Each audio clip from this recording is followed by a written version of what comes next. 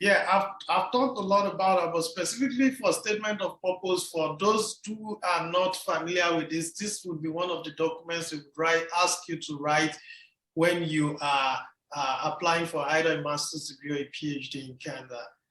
Some people would also write another variant of that for their study permit, call that the letter of explanation or your study plan.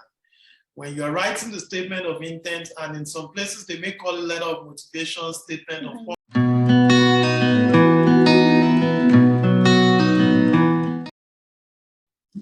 Hello everyone, welcome to my YouTube channel. My name is Malobs, and today I have a special guest here. Firstly, for those who are new, welcome. For those who are returning subscribers, thank you for returning. I've got a special guest here, and for those on the immigrants Instagram streets, you know him. His name is Olu. I call him Olu, one of Canada. A lot of you call him all kinds of names. Olu is a citadel of knowledge, I would say. So yes, I will leave Olu to introduce himself, and we'll take it from there. Hi everyone, I hope you all are doing very fine. Thanks for joining us today. My name is Olu. Some of you call me Olu of Canada. Some of you know me as Olufemiloye on Instagram and on Twitter.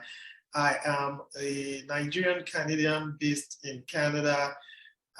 Came into Canada about 6 years ago myself as an international student, and Canada has been so wonderful and good to us. Gave us the opportunity to transition from being an international student to a permanent resident, to becoming a Canadian citizen, which I know is what a lot of people, look forward to. That's the final bus stop a lot of people look forward to getting into. Yeah, I enjoy sharing the procedure of, coming to Canada, tapping into the opportunities that are available for international students, for permanent residents, sharing resources so that people who are coming after us can learn from my experience and avoid some of the mistakes we made in our own time, and also be able to integrate well into the larger Canadian society. So, yeah, I've talked a lot about it, but specifically for statement of purpose, for those who are not familiar with this would be one of the documents we would ask you to write when you are applying for either a master's degree or a PhD in Canada.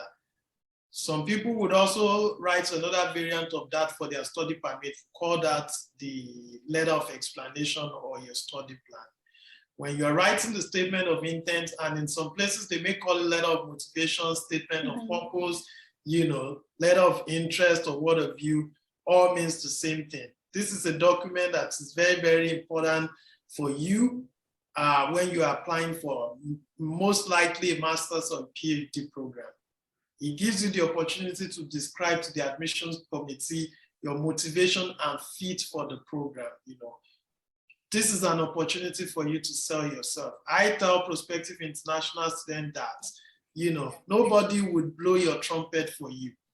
It is not arrogance telling people what you're capable of doing. Thousands of students are applying from all across the world.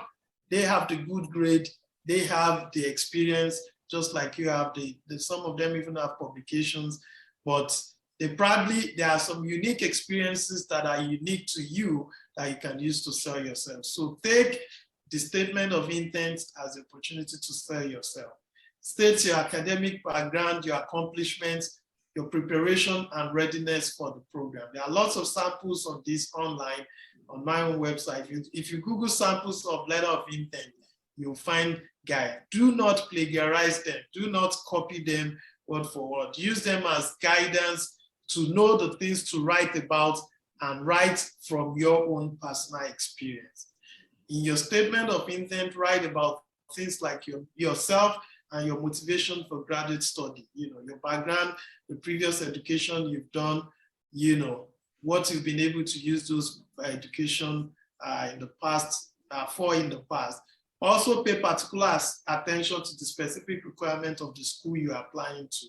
Some of them have specific requirements that they want your letter of intent to follow and the things they want you to cover. Some of them may even provide you the questions and say, provide response to these certain questions. So take note of that. But generally, it revolves around yourself and your motivation for graduate study, why you're choosing the specific program and the specific university, the skills and experiences you have, and that will help you to succeed in the program. Your goals during the program and after the program.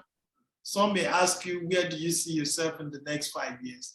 And how will this program support you to get into those places? Those are things you want to deeply sit down and deeply reflect on, and let it be tailored to your own specific situation. Sell yourself. Give them a reason to feel as if you are in the shoes of the admission reviewer. You know, if you're reading this yourself, would you take a chance on yourself? Keep in mind, like I mentioned earlier, that even for scholarship in Canada, these are also the documents they would use to make a decision on your scholarship application, except otherwise stated. So the quality of this document is very, very important. In terms of study permit tips, number one tip is to get started as soon as possible. Once you put in your application for admission and waiting for a decision, start finding information on the documents you need for your study permit. The reason why this is very, very important is that in a lot of countries, generally for study permit applications, there are no interviews. It's not like the US where you book an interview and then you know your fate the same day.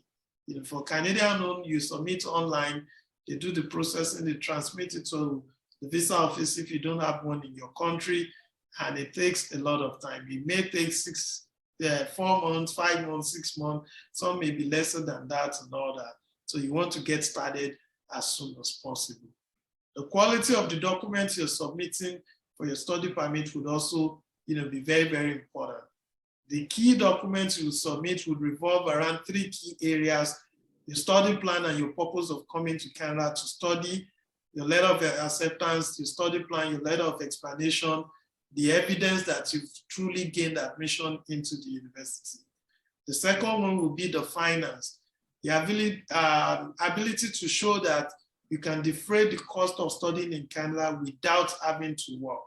Even though in a lot of cases for so many international students, except otherwise stated on your study permit, you're eligible to work part-time when the school is in session for up to 20 hours and full-time when the school is on scheduled break. But you also want to be sure that you're showing you have sufficient funds to cover your tuition, your living expenses. All the cost of your study will be detailed in your letter of acceptance. So the visa office wants to know you have enough money without working in Canada. They don't want you to give the impression that it's the job you are coming to do in Canada that you want to use to fund yourself. The third one to pay attention to would not be your own ties. This is very, very funny and maybe confusing. You know that as an international student, you may be eligible to get a post-graduation work permit if you go to a designated learning institution. You get a 1 year, if you do a 1 year program, you get up to 3 years of post-graduation work permit if you do a program that's more than 1 year, up to 2 years of study. But still, when you're applying for your study permit, the default expectation is that you are only coming to Canada to study. You have to go back at the completion of your program. So you have to work around showing that evidence that you have things that would compel you to return back home at the completion of your program. So that's why you have to pay particular attention to that. Other information you need to provide: your family ties, your employment ties, your economic ties to your home country, whether you're getting the study leave from your employer to go and study elsewhere, whether you have family members, whether you're married, you have your spouse or your children that are not following you to Canada. All these things that would show whether you have assets and investment, what your employment prospect looks like in your country will be some of the things to put in mind.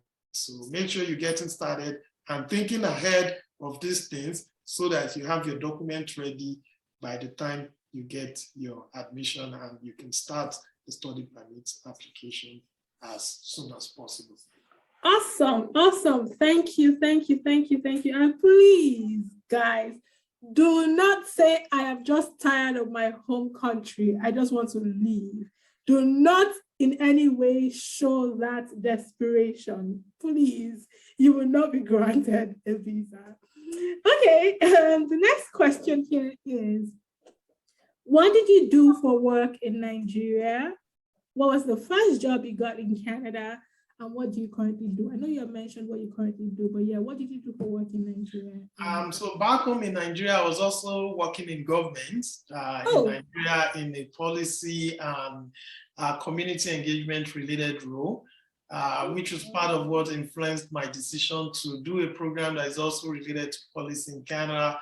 Very lucky enough to also be able to get back into that space in Canada, even though it's more at an advanced level, and things are way different from the way it's done in Canada. So I think I've been able to do that very well. My first job in Canada, I would split that into two categories. So the first professional job and the first student job. When you come into Canada as an international student, you may be interested in working if your study schedule permits you to do that, and you want to be able to make some extra changes because your study permit allows you to do that. So my first student job in Canada, I got a job on campus. It was a research assistant job to support some faculty members, research and teaching assistant. To support some faculty members, to teach some classes, and organize some lessons for undergraduate students and all that. One of the reasons why I enjoyed that was also it supported the research I was doing for my master's. In some ways, it also pays more than working outside as a student. If you work on campus, the student profession, there are I can't remember what we call them right now, but they are like groups that regulate what international students must earn and all that, and they advocate for you. That's why it's largely significantly higher than what you find as a student job, outside of campus. My first professional job in Canada was also related to research and policy. I worked so I worked for a development organization that was responsible for designing policies and programs for Indigenous people and conducting research on the issues that Indigenous people face in Canada. And the learning experience from school, from the professional job, contributed to what gave me the opportunity to finally get into government. Because I've found out that getting into government job in Canada is a bit difficult, especially for immigrants and for newcomers. Being able to build that network of individuals to trust you with the decision-making process of the government may be challenging a little bit, but it's not impossible. Nice, super. I don't know if you heard me, but I kept murmuring you are lucky. Like you don't get it all the time where you're able to leverage the skills that you got back home or you gained through employment back home and still be in the same field as you were back home. So yes, you're one of the lucky few, I would say. So the next question here is, what was the biggest culture shock you experienced in Canada? The biggest culture shock would be, I think the biggest one for me would be, how respectful and how willing everyone is always ready to, like, people are so open about being interested in helping other people. I'll give you the reason why I said that would be the biggest and probably the first. When I came to Canada from Nigeria, I got to Toronto and I found out that my bags were lost for whatever reason. And I had to go to Canada, go to Saskatchewan for the very first time. Got to Toronto like 9 a.m., meant to get on another flight by 10 a.m., but I refused to board the flight because I only had a shirt on me. They couldn't find my bag. I did not even know the address of where I was going to. The university supported me to get a one-night hotel. I paid for the hostel and I was meant to move to the hostel the following day. But after a few hours, missed the first flight, the second flight, the third flight, I decided to just go by faith and walked into the hostel I was, assigned to, and other roommates was a 2-bedroom hostel and all that. And they find out that when I came in, they because we provided information about ourselves on the hostel portal and all that, they knew I was coming in from Nigeria. They are Canadians and all that. And they were surprised I didn't come in with any bag. So the following morning, they came to knock my door because they found out that I had jet lag. I was already awake like 4 a.m., moving the furniture in the room and all that. And they knocked my door and asked if everything was okay and all that. And I was honest enough to tell them everything was not okay. I was feeling cold. I had no blanket, no anything, no clothes on me and all that. And they went into the room and brought things for me, and they were feeding me for like 2 weeks before my bags were eventually found and sent down to the airport for me to go and pick up at the Saskatchewan airport. And I witnessed that all through my journey in the University of Saskatchewan. People are always willing to help. People are always willing to support. People are just always interested in knowing about you and knowing how they can support you. I see that every day. I'll use another example. When you get into a bus or a train here in Canada and you are getting down, you see people saying thank you to the driver and all that. That's not what I was used to from back home, where you have to drag the change with the oh and all that. It was those things that may look very little to some people, but they're part of the Canadian culture that were very shocking to me at first. How respectful people are to other people, how there's dignity of labor, as little as whatever profession you're doing, the people that are maintenance people in the hostel and all that, how everyone accords respect to them. Exactly. The person you buy your coffee from on a daily basis, you respect them, you know that they are a very important, they're playing an important role in the economy, in the community, in making the society a better place. So that's one of the biggest shock for me at first, but it's turned out to be one of the biggest things I've learned also from Canada as well. Nice. How people hold the door for you. Like some people can actually wait 5 minutes just for you to come, behind them. Yeah, that's really important. So yeah, how has the immigrant journey been? I mean, we've talked about studying and studying in Saskatchewan, University of Saskatchewan, but generally the immigrant journey, the experience, how has it been for you? It's been amazing. It's been filled with ups and downs. I think for me it was very helpful because I came as an international student. I already spent close to 2 years before I, became an immigrant as a permanent resident. So it helped the integration process. I was already familiar with my environment and all that. But that does not mean that there are no high days and low days. But ultimately, it's been a wonderful experience.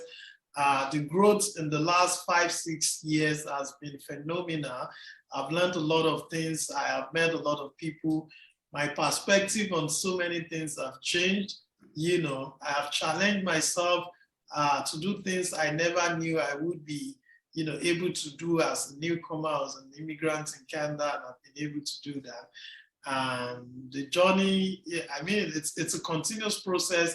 The journey is always ongoing, but I'm grateful for the lessons, the opportunities, the challenges that have inspired us to innovate new ways of doing things as well. Good for you, and I'm happy for you. So yes, 3 lessons learned as an international student and immigrant in Canada. The 3 lessons, the first one would be, the journey sometimes feels so lonely. It feels so individual. Try as much as possible to connect with people. I know that's very, very difficult right now with COVID situation. Back then, we used to have a lot of, social events where you go to connect with people and all that. But, try as much as possible not to keep to yourself. Reach out to people for support, reach out to people for information, be active wherever you find yourself. I tell people that's very, very important. That's number one thing. As an international student, also make sure or try as much as possible to not make your life be about your academics alone. It's something just like the career plan I was talking about, be deliberate about not just your career, not just your academic, but also your social life, The first job I got in Canada was through a referral from a friend that I met at the orientation ceremony. Never knew the job was available, But the first time we met, as friendship started from there, and, I was very open to him to let him know, please, if you hear of any opportunity, I may be interested in a student job along the line. And I never imagined that this person remembered. I just got a call one day and say, I heard about so place you're recruiting. I can put in the word for you. You still have to go there and do the interview and distinguish yourself and all that. But the person opened the door for me to go in and now show my worth. So you never can tell where opportunities can come from. That's why you must learn to also, socialize with people as well. That's very, very important. The last one would be, try as much as possible to also pay it forward. In the process of letting your own light shine, you're also giving other people the permission to do the same. There are so many things I've learned from other people from just trying to be of help to them as well. And that's very, very important. Number one, try to live a balanced life. Don't, keep to yourself, be open, connect with people, balance your interest with your social life, with your career life, with your academic life, build a community around yourself. Have people, there are people I go to have fun with, especially in winter like this, when it's very easy for you to just remain by yourself and stay home and then, start feeling somehow about, things going on around you and all that. And try as much as possible to also pay it forward to other people, offer support to people. In the process of doing that, you would also be learning more things. Thank you so much. Very important. Pay it forward. And then, yes, very important. Canada can be lonely. We're going to get there, but very important to socialize, meet people. And then do not be afraid to ask questions. Do not be afraid to be vulnerable and say, this is where I am at currently and I need help. Right. So yes, 3 things you love the most about Canada. Number one would be the people. I've been so blessed to meet a lot of people in Canada, people from so many countries I may not even end up visiting in my life, and I admire and I appreciate the opportunity to connect with people from all walks of life in Canada. A lot of people have gone beyond reasonable extent to be of support to me, and I really, really appreciate that. So that would be number one. The number 2 would be that, just like I mentioned earlier, there's dignity in labor here. You are quite confident that if you put in the work to a certain extent, you would see the reward for your hard work. And I appreciate that so much that, even in countries like this, even for those of us that are not born in the country, we still have the opportunity to compete for certain opportunities, to show our worth, to show that we are more than the color of our skin, and to be given those opportunities as well. That would be the second thing. The third thing would be, Canada is a very, very beautiful country. I enjoy traveling all across Canada, the length and breadth of the country, how big Canada is, how beautiful it is, how amazing the weather is in places like British Columbia, and how cold it could be in places like Saskatchewan, When I have the opportunity of visiting different parts of the country, you see the landscape is very, very beautiful. And people are also warm and cordial to a very, very large extent. So that has helped me to so much appreciate God's wonderful work, in terms of the landscape and the creatures and every other things we have in this country as well. So that would be the three things: the people, the fact that I am able to compete for opportunities, and I can see the reward of my hard work, and how beautiful Canada is as well. Awesome. So 3 pieces of advice for intending international students. I mean, you're giving great advice already, so I don't even know if this is necessary, but in case you have notes on those, please share it with us. 3 things. Number 1 would be to plan and prepare. We've talked a lot about planning and prepare. You can never go wrong. I call them the 3 P's, plan and prepare. Very, very important. Do your research, know what you want to do, plan ahead, prepare ahead. There's nothing like too much preparation. That's very, very important. Number 2 would be follow the due process. There are lots of people out there that will be telling you can cut corners, you can do this, you can fake document. Please do not listen to them. If you have any reason to listen to anyone or take advice about immigration, make sure you're speaking to competent authorities, people that are not out there to just deceive you and get money from you. Yeah. Follow the due process is very, very important. I joke around and I say IRCC does not forget. If you lie today and get into the country, maybe as an international student, it may be when you want to apply for PR or when you want to apply for citizenship that they will dig up your file and say, hey, why did you say this? This is discrepancy, this is misrepresentation. Yeah. And that would go from 0 to 100 real quick. So follow the due process, make sure you're doing things genuinely. Make sure you are being sincere in the application process as well. The third one would be patience. COVID has caused a lot of things, a lot of delay with the immigration process in Canada. I know that people now have to wait longer than usual right now, but the opportunities are still largely out there. Think about the landmass I mentioned and the population. Immigration will continue to be a thing in Canada for some time. We may see changes and, change of direction and all that, but the opportunities would always be there. So learn to be, patient. It's very, very challenging, especially when you put in an application and you're waiting 6 months, 1 year or longer, but, just try as much as possible to use that waiting period to build your capacity, build your skills, do other preparations you need to do. So those things are very, very important. The 3 P's: plan and prepare, process, follow the due process, and be patient.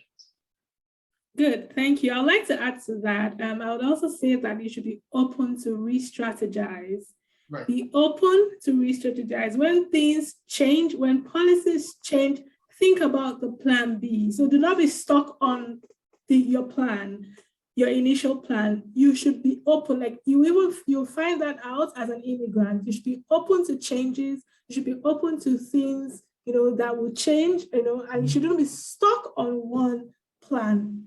Have options, have plan Bs, and then, if plan A doesn't work out, plan B will definitely work out. If plan B doesn't work out, plan C. Just have options, be open to strategize. Now, the next one here is any tips on job search and networking. You've talked about how important it is to socialize. You talked about how important it is to speak to people, and you never know. But yeah, do you have any specific tips on job search and networking? I think that would also be the first place to start from. As an international student in particular, my number 1 tip would also be to take advantage of the opportunities that are available to you while you are still a student. Co-op opportunities come up during the summer. Don't just play around. You have to be looking for a word right now. You have to be deliberate. You have to be deliberate, intentional about that. There are jobs in Canada does not mean you don't have to strategize and position yourself for those opportunities. If you're coming for a 4-year undergraduate degree, that's 4 summers, 4 opportunities to intern And the requirements and the expectations for student jobs are not as tough as when you need to look for a full-time job after school. But if you've built the network, the experience, the skills, the capacities, those are things that would speak for you when you're looking for full-time job. Canadian students do it. They work and go to school. They apply for summer positions. You know, they volunteer. They take part in activities as students. You know, those are things you can also do. Collaborate with people on projects, go for internship, apply for summer positions as a student, you know, take part in student-led organizations, you know, volunteer in your community, connect with your professors and all that. Look for mentors who have gone through what you're going through. You know, career mentors are very, very important. They can help you shape the direction of the things you need to do. They can advise you on the classes or the courses you need to take. That's for you as an international student. For newcomers, you know, there are lots of recruitment agencies that are available in organizations that are available in the cities you're going to. Connect to recruiters, you know, revamp your LinkedIn, you know, reach out to people on LinkedIn, prepare your resume the Canadian standard, volunteer in organizations. You never can tell. There are so many information that, you know, are available within specific organizations that external audiences may not have access to. It may just be by volunteering, you eat up a conversation with someone and they're like, oh, maybe I'm looking at recruit. A lot of these things happen, you know, referrals happen. It doesn't mean that they are biased. It doesn't mean that they would still not interview you, but it would open the door for you to now go there and, you know, show them what you have to offer. So these are some of the things you can do. You get started as soon as possible. If you've been approved of a permanent residence status in Canada, before you even land, you know, start connecting with people, start reaching out to employers, start submitting your resumes, start looking, using the job bank or that website to look for jobs, you know, start this process even before you come to Canada. That would really, really help you a lot. Awesome, awesome. I'd like to chip in here for students, international students. Student organizations are very important. Olu mentioned it. I would say they are very important because some of these organizations organize conferences where organizations attend. And then sometimes when you belong to the student organization, some departments actually sponsor you to attend these conferences. So it is very important to join. Like, don't just stay studying like 24/7 and being in the library, locking yourself in the library. No, it's important to be social. It's important to join these organizations, volunteer, like Olu said, and you don't know when the opportunity will, you know, show itself, but you need to be prepared for that opportunity. Now, we're going to move on to some lighthearted questions here. What is the coldest temperature you ever experienced in Canada? Coming from Saskatchewan. Minus 50 degrees Celsius. Oh my gosh, where was that? I am not joking. Where was that? It was in Saskatchewan. I think it was Christmas period of maybe 2018. Can't remember if it was 2017 or 2018.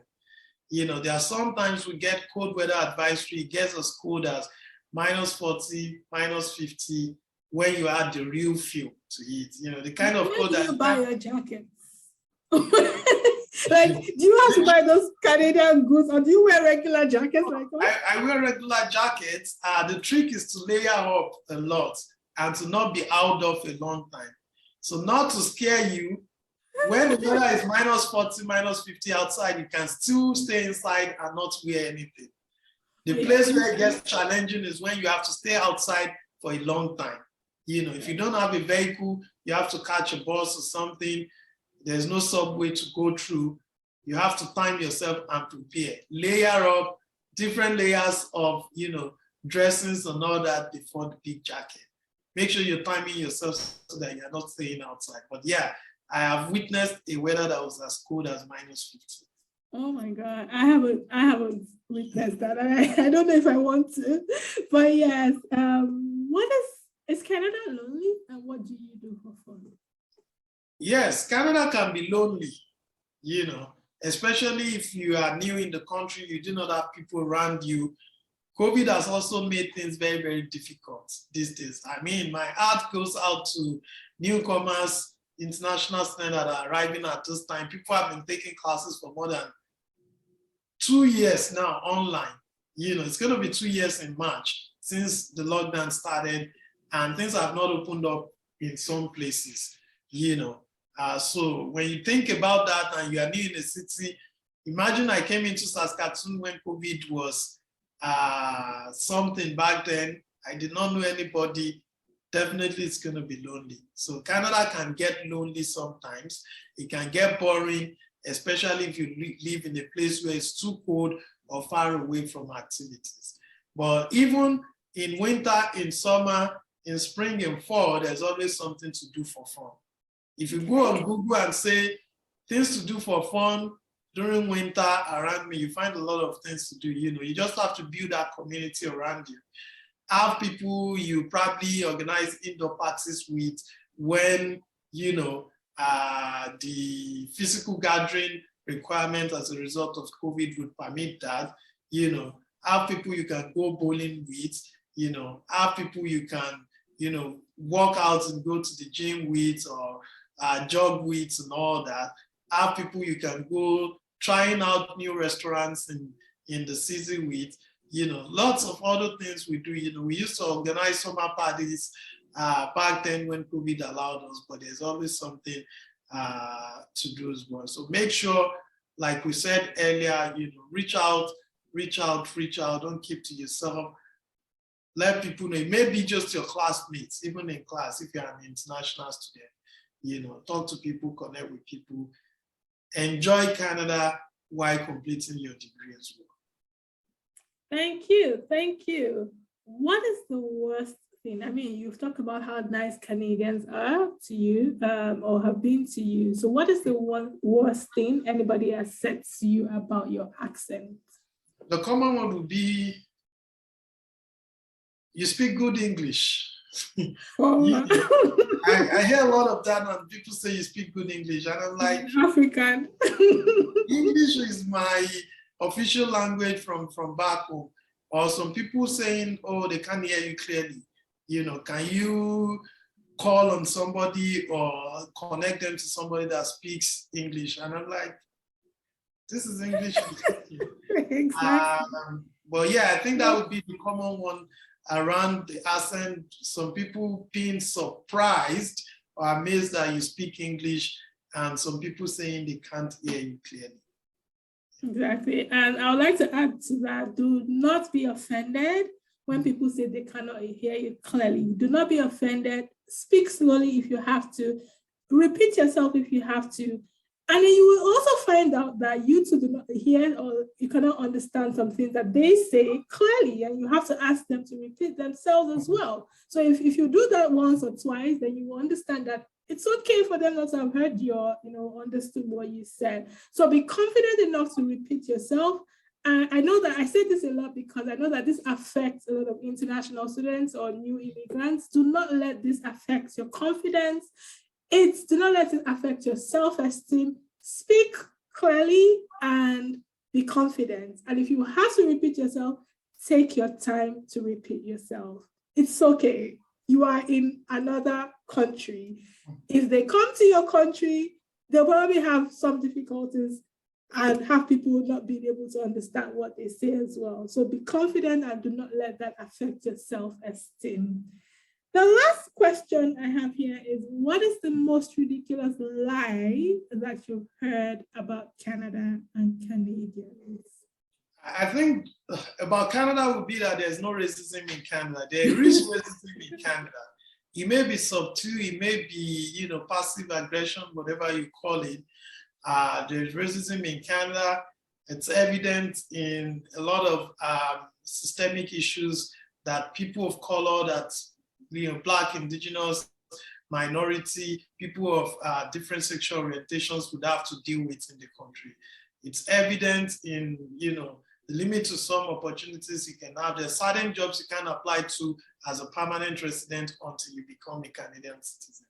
The segregation is there, evidently or non-evidently. in a lot of the things we deal with. And I tell people the first part to creating or overcoming these challenges is to admit that these challenges are there. Exactly. The best way to love our country would be to demand better of it. And that's what we'll continue to do in our life, in our everyday life, as newcomers, as immigrants, as, white settlers in Canada, as people from all walks of life in Canada. We must recognize the fact that even though it may not be as obvious as, some other countries, but that these challenges exist, and we need to continue to do the work to overcome them and recognize that they exist and that there are issues that need to be addressed. I think that would be the biggest one for me. There's racism in Canada. It's not as obvious as some other countries, but we have it embedded in various institutions and the system and ways of life in Canada. Thank you so much. I would also like to say here that even at your workplaces, sometimes there are some implicit biases. Now, they may not be doing it intentionally, but it is there. One very important one, or one that I've experienced, is how a lot of Nigerians or Africans come. We're naturally hardworking. Aside, of course, we have lazy people everywhere, but we're naturally resilient, hardworking. We want to, and then because we also some of us cater to, our families back home, we're trying to, be very hardworking, but that may be your greatest undoing, in the sense that it's good to be hardworking, it's good to be upright, but sometimes you need to take a step back. Sometimes you need to, I'm not saying that you shouldn't be hardworking, do your work well, but sometimes you need to take your vacations. Sometimes you need to, know when to pull the plugs. Sometimes you need to know when to put the limit on the work, because sometimes there's the bias there that, oh, she's going to do it anyways. You are Black, you're going to do it. And when you now begin to complain of heavy workload, it's now a problem. Where naturally, maybe your white colleague would complain of heavy workload, and then she'll be attended to, and they'll get help for her. But because you have shown that you are super hardworking, you can take on everything that they throw at you, then when you now are truly burnt out and you complain, it may be a problem. So yes, take your breaks, take your vacations. And yeah, that's what I wanted to add here, because it's my own personal experiences, and I'm also learning to be able to say no, to be able to pull the plug when I need to. So yes, thank you so much, Olu. Thank you. I have learned a lot. It's probably going to be a very long video, but I do not mind, because it's been very informative. So for those of you who are listening, you could stop and play it again and then come back to it to get information. It's been very, very nice, having you here. It's been a pleasure. Thank you so much. Thank you so much for having me. Yes. Any last words? My final word would be, the opportunities are always there. I tell people, what length are you willing to go to legally tap into the available opportunities? And ultimately, we look forward to having as much as you in Canada as well. Thank you. We look forward to welcoming you guys. And for those of you who have gotten to this point, please do not forget to subscribe. Do not forget to like. I'm going to definitely put up Olu's contact details, his Instagram handle, his Twitter handle as well. I'm going to put it, and you can always follow him, and then you can always get a lot of it. You already know by now that Olu is a pack of knowledge. So thank you so much. And until next time, my name is Malobes.